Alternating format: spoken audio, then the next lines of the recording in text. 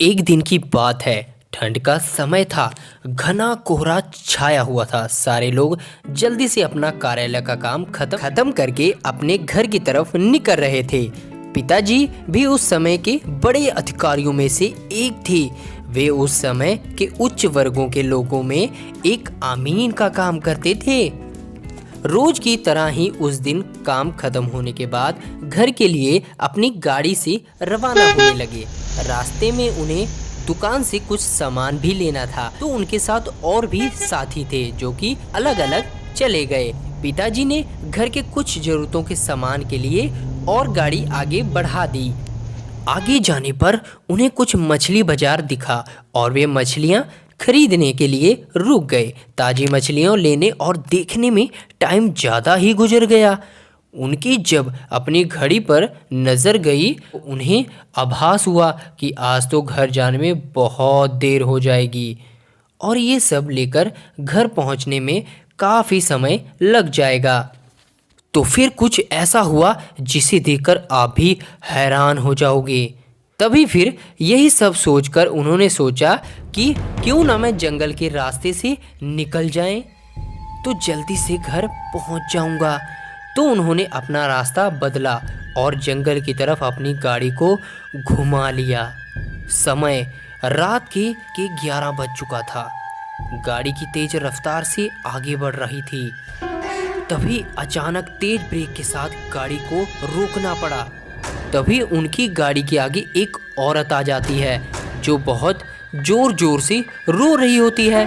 उन्होंने सोचा इस वीराने में ये औरत क्या कर रही है। उन्हें लगा कि कोई मजदूर की पत्नी होगी जो नाराज होकर घर छोड़कर जंगल में भाग आई है। तो उन्होंने उससे पूछा कि यहाँ जंगल में तुम क्या कर रही हो। लेकिन उसने कोई जवाब न देकर और जोर जोर से रोने लगी।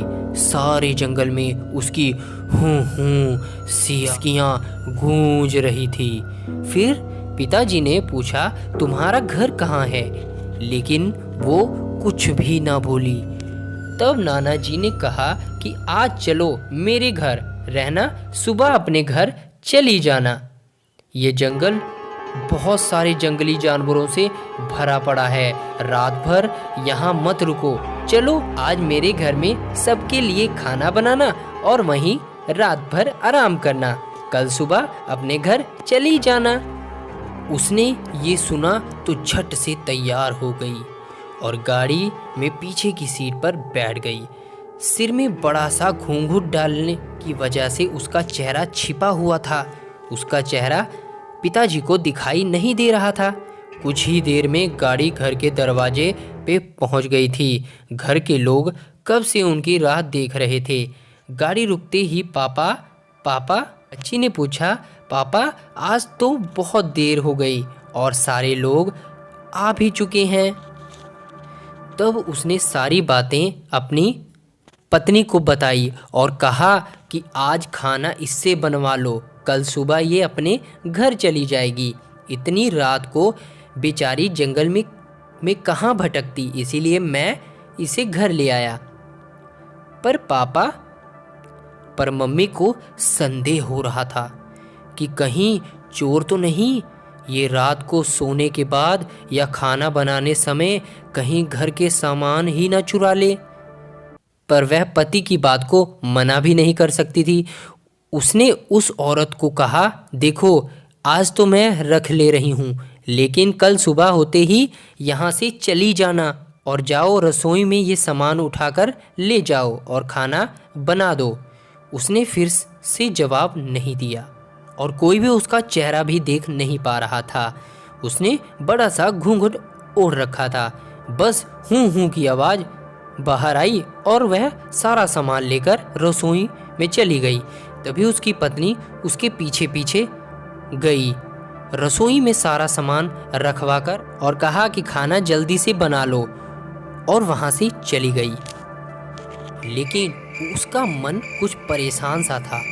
फिर वह 20 मिनट बाद रसोई में आई और उसे देखने चली गई। वो क्या कर रही है और उसका चेहरा भी देखना चाहती थी, लेकिन वह पहुंची तो देखा कि वो मछलियों का थैला निकाल रही थी। उसने बहुत जोर से गुस्से में कहा, सब खाने का इंतजार कर रहे हैं और तुम अभी तक मछलियां ही निकाल रही हो? क्या कल सुबह तक बनाओगी? और उसके सिर पर अभी भी घूंघट था, तो चेहरा देखने में थोड़ी मुश्किल ही नहीं नामुमकिन था। तो उसकी पत्नी सोच रही थी, पता नहीं कौन है, कहाँ से आई है, इसका चेहरा भी मैं देख नहीं पा रही। और उसकी पत्नी बहुत घबराई हुई थी और उसे खाना जल्दी बनाने को कहकर वहाँ से फिर चली जाती है। तो थोड़ी ही देर बाद उसकी पत्नी बोलती है, तुम जल्दी से खाने की तैयारी करो, मैं आग जला देती हूँ चूल्हे में। और वह साथ में ही उसका चेहरा भी देखने की कोशिश कर रही होती है, लेकिन वो जितना देखने की कोशिश करती है वो पल्लू खींच लेती है।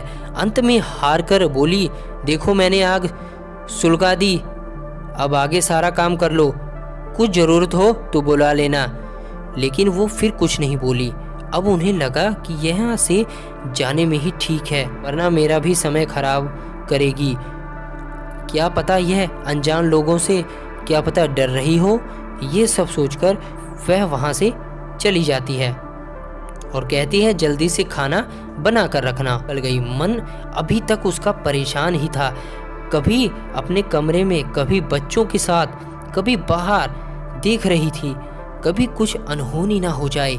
1 मिनट भी आराम से बैठ नहीं रही थी। अभी 5 मिनट ही हुए थे, पर उसके लिए वह घड़ी पहाड़ बन गई थी। समय बीत ही नहीं रहा था। उसकी पत्नी बहुत बेचैन थी और वह तुरंत ही कुछ सोचकर रसोई की तरफ दौड़ी। और वहां पहुंचकर जैसे ही उसने रसोई घर का नज़ारा देखा, उसकी आंखें फटी की फटी रह गई। उसके पैर बिल्कुल ही जम गए। उससे आगे जाया जा रहा था ना पीछे। उसके हृदय की धड़कनें रुक गई थी। वो औरत रसोई में बैठकर सारी कच्ची मछलियां खा रही थी।